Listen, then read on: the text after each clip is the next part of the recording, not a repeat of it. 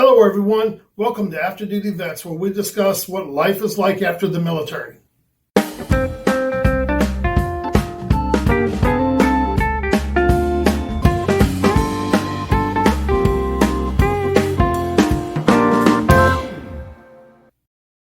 Hello everyone, today I'd like to talk to you about getting jobs when you get out.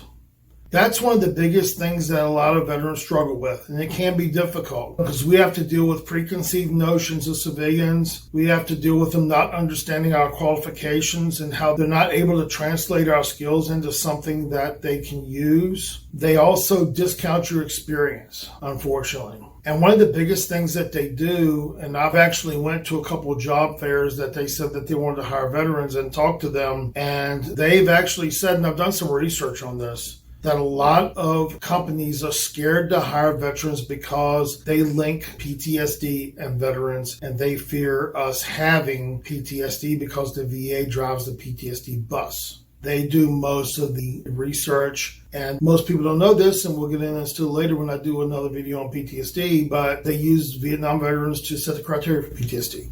So it's a direct link, although it's not the case, because my guess is if you have over 3 people working for you, one of them's probably got PTSD. But anyway, I digress. One of the problems is we tend to do one of two things. We are arrogant and act like elitists, like we deserve a job, or we sit there and shut up and color. There's a happy medium there.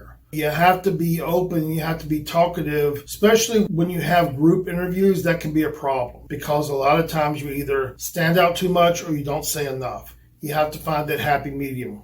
A lot of us think that we're the best at our jobs in the military. How many times have you heard military guys sit around and go, I'm a better shot than you are? No, you're not. Yes, I am. No, you're not. Yes, I am. Some of us tend to think that we're the best at our jobs in the military and we should be able to do whatever and everybody should hire us.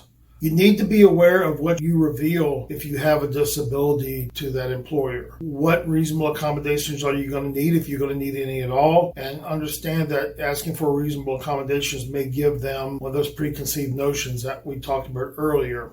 Here's the thing too, make sure you're a good fit. You don't want to work for somebody that's going to make you, or a job that's going to make you miserable.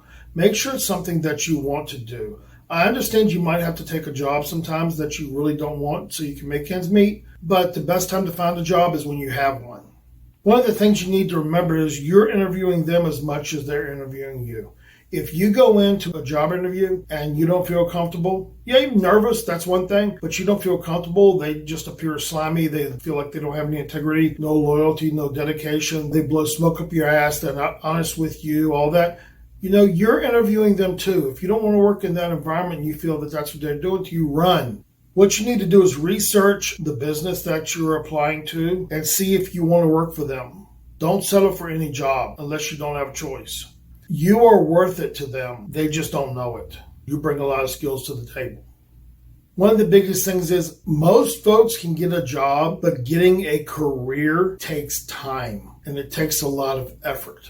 So just try to figure out what you want to be when you grow up and go after it. You may have to get a job to make it till then, but know what you want to do and always strive to get the job you want. If it's self-employment, that's another option.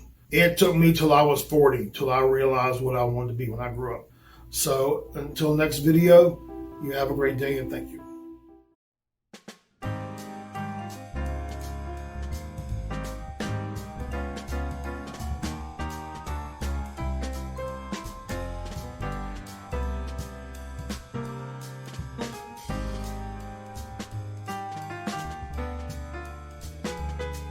Disclaimer, I'm a licensed mental health therapist in California. If you're searching for mental health help, please reach out to someone in your state. If you are within California, you can reach me at the email below. And if you're interested in coaching anywhere in the United States, you can reach out below also. These videos are for educational purposes only, and if you're thinking about suicide, please reach out and call 911.